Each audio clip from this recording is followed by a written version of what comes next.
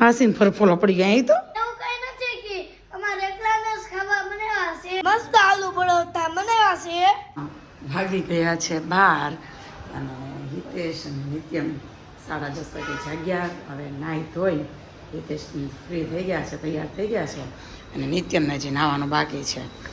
અને હું બનાવું છું ભાખરી. સવાર હોય કે બપોર હોય જાગીએ એટલે પહેલાં જોઈ ભાખરી ચા બની ગઈ છે, ભાખરી બનાવું છું. હા, હિતેશને આજ ખાલી છે થોડીક ક્રિસ્પી ભાખરી, તો ભાઈ ભાખરી આજે થોડીક ક્રિસ્પી બનશે. હિમેશથી તો ખબર પડે છે તો રોજ તોફાન કરતો ત્યાં નથી કેતો હું હિમેશથી નથી કેતો નહીં હવે હિમેશથી તો સમજી જાય ને તો નહીં માનો નહીં હમને તો ફટાફટ પડી જાય નહીં લાવે નહીં મારે પડી જતી હાલ નહીં મારો તું મારતો ને દાદા ઉપર પ્રેમ ઉભરાઈ ગયો છે, કેમ કે દાદાને કેટલા દિવસ પછી જોયા. અને હવે જઈશ મારા પપ્પાને ભેગો અવધમાં. નાવા ધોવાનું બાકી છે, કપડાં કર્યા છે તૈયાર. ત્યાં જઈને નાહી લે ને ધોઈ લે. 3:30 વાગે મૂકી જાજો પપ્પા, પછી જેટલા વાગે આવો એટલા વાગે મૂકી જાજો. હાલ્યા ઠેલીમાં કપડાં નાખજો એના. 2:30 વાગે કીધું તો 2:30 વાગે વહી આવજે, નાહી લેજે. ઓકે, નીચે લઈને જાય. બાને કવરાવતો નહીં અને કહેજો હું ખાઈને આવ્યો છું, નકર બા એમ કીધે રાખશે ખાઈ લે ખાઈ લે. શું કીધું તને? હા, કવરાવતો નહીં બાને હો. જય શ્રી કૃષ્ણ. ભાઈ આવી ગયા છે. ખાઈને ખોલું કેમ આટલું મોટું મોટું થયું? શું લેવો? દહીં લેવો? ભાઈ દહીં આપ્યું ને. ફોન આવ્યો તો બાનો. પેલું પાપડ બનાવ્યા તો પાપડ સૂકવી ગયા છે બાલ્કનીમાં ઘઉંના લોટના. જરાક ખાઈએ હા, ટેસ્ટ કરીએ. જો ઓલો તૂટેલો પાપડ છે ને એ ટેસ્ટ કરવો તો કર. અને મેં તને લંચમાં છે ને ટ્યુશનમાં ઈદડા અને પાટોડી નાખી દીધું છે. ઓકે, અને એ સામું જો. અને હાથ બગડે ને તો રૂમાલ હતી નાખ્યો છે હો ને. હા, ઓલો તૂટેલો પાપડ લઈ લે ખાવો હોય તો.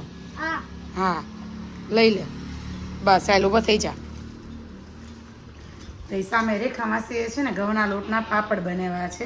અને અમારા નિત્યમને છે ને કાચા પાપડ બહુ ભાવે. લ્યો ભાઈ, ન ભાવ્યો. કાચી ઓલી વેફર ભાવે, પેલી ચકરી ભાવે, પણ પાપડ ન ભાવ્યો. કેમ એવું થયું? બોલ તો હમણાં પાછો જઈશ પાપડ ખાવા. બોલ, મને વિશ્વાસ છે, મને વિશ્વાસ છે તું જાશ. અને આમ જો શું થયું ભટકાણો. આમ જો બીજું શું કહું તને નિત્યમ, અરે પેલું તારું પેડ નથી મળતું એટલે મેં છે ને સ્લેટ નાખી છે, પાટી નાખી છે. ઓકે, ઓલી સ્લેટ મેં મેડમને ફોન કરીને કહી દીધું છે. ઓકે, ક્લાસીસ છે ને એ ચેન્જ થઈ છે, તો આજે એ લોકોને ડબ્બા પાર્ટી છે. અને બેન્ચીસ ને એ બધી વસ્તુ છે ને એ નવા ટ્યુશન ક્લાસે જતી રહીએ છીએ. શું શું તો પછી શું છે? સ્લેટ ના આપી દીધી છે મેં. ઓકે, સારું ચાલો. છાસ પી લે પી લે, એમાં શું અહીંયા. પણ આટલો બધો ગોરો કેમ લાગે છે તું? આટલો બધો ગોરો કેમ લાગે છે તું? છોકરા પાવડર લગાવે. નિત્યમ ઘરમાં ન હોય તો મને જરાય મજા ન આવે. એની સિવાય ઘર બગાડે કોણ? આમ જો ઘર કેટલું ચોખ્ખું છે. અને પછી સાંજે જોજો તમે ઘરની હાલત કેવી થઈ જાય. નિત્યમ પુથલ પુથલ એમ જ થઈ જાય કે હું તને ગણપત બાપાને લાડવા જેવો લાગુ છું ને એમ. શું કહેતો? ગણપત બાપાને લાડુ જેવો લાગુ છું ને એમ. પેંડો લાગ, લાડુ લાગ, ગુંદીનો લાડવો લાગ, મને તો બધું લાગે છે તું. હા, તેમ સાંજે તો આ બારી ખોલતો ને ગરોળી આજ પાછી આવી ગઈ છે ઘરમાં. કેટલી મેં કાઢી ગરોળીને ખબર છે તને? આ બારી નહીં ખોલતો હવે તું સાંજે. કેટલી આ સોફા આડળથી કચરો કાઢ્યો. આમ જો કેવું ક્લીન કરી નાખ્યું મેં. અને ગરોળી હંતાઈ ગઈ. પૂંછડી વગરની છે. હા બસ અવળી જ છે, પૂંછડી વગરની છે. અવળી નથી, અવળી છે.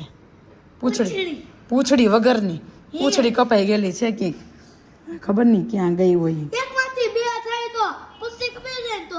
ગરોળી એ બાપરે, તો બીક લાગે મને. હાલ આરતી કરતો હતો ને દીવો થોડો વધારે હલાવાઈ ગયો ને તો આરતીમાંથી વાઈટ પડી ગઈ ને તો જો અહીંયા કાણું પડી ગયું. અને બીજી વાત એ કે નિત્યમને હાથે જલી ગયો એને થોડોક હાથ.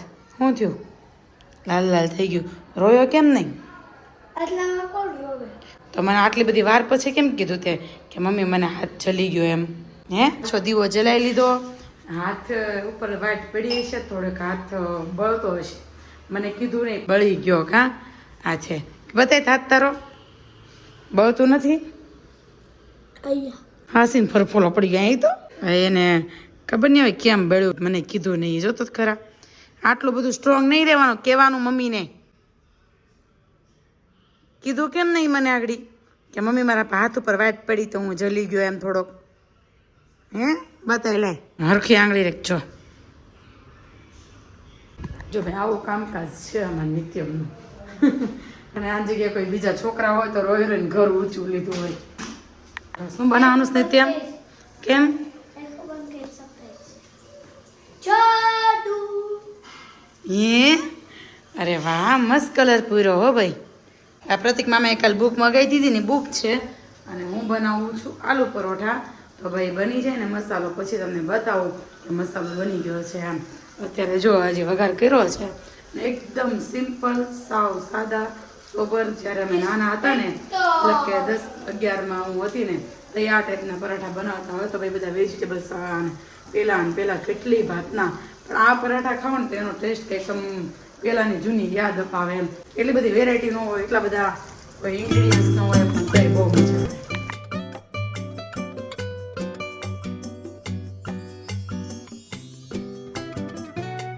જોવો ભાઈ, મમ્મી ખમણે છે, મેં લેતો જરાક દેતો. મમ્મી ખમણે છે અને મસ્ત આલુ પરોઠા બનાવ્યા છે. ખાવા હોય તો ખાવા હોય તો આવી જાય. મસ્ત આલુ પરોઠા બનાવી લીધા છે, બની ગયા છે.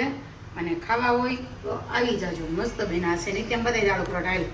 જોવો ભાઈ, આટલું બધું ચીઝ નાખ્યું છે.